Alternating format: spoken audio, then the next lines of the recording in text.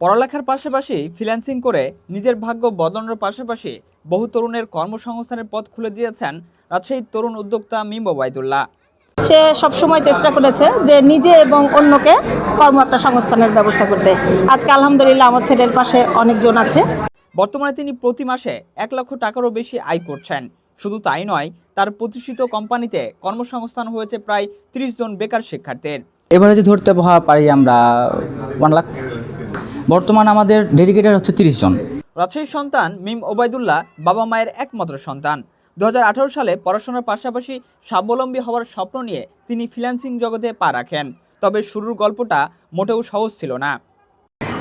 একাকিত্বভাবেই শুরু করা, আসলে পাশে তেমন কাউকে পাই নাই এবং খুব ইচ্ছা ছিল যে জীবনে কিছু একটা করব বা আমার নিজস্ব কোনো একটা প্রতিষ্ঠান থাকবে, সেখান থেকে আর কি উদ্যোগটা নেওয়া। শুরুর দিকে ৫ জনের একটি টিম গঠন করে নিয়মিতভাবে আন্তর্জাতিক মার্কেট প্লেসে কাজ শুরু করেন তিনি। ১ বছরের মধ্যেই সেই উদ্যোগ রূপ নেয় একটি পূর্ণাঙ্গ প্রতিষ্ঠানে।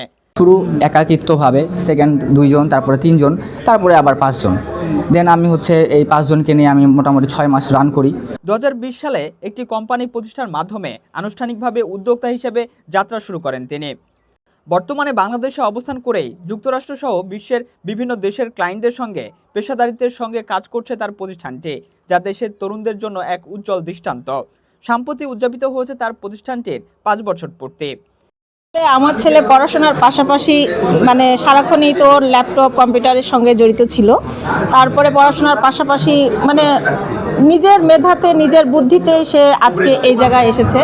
মিম ওবায়দুল্লাহর এই পথ চলা প্রমাণ করে সঠিক পরিকল্পনা, অধ্যবসায় ও সাহস থাকলে পড়াশোনার পাশাপাশি নিজেকে সফল উদ্যোক্তা হিসাবে গড়ে তোলা সম্ভব। আর একই সঙ্গে সৃষ্টি করা যায় বহু মানুষের কর্মসংস্থানের সুযোগ। তুহিন, বাংলাদেশ টাইমস, রাজশাহী।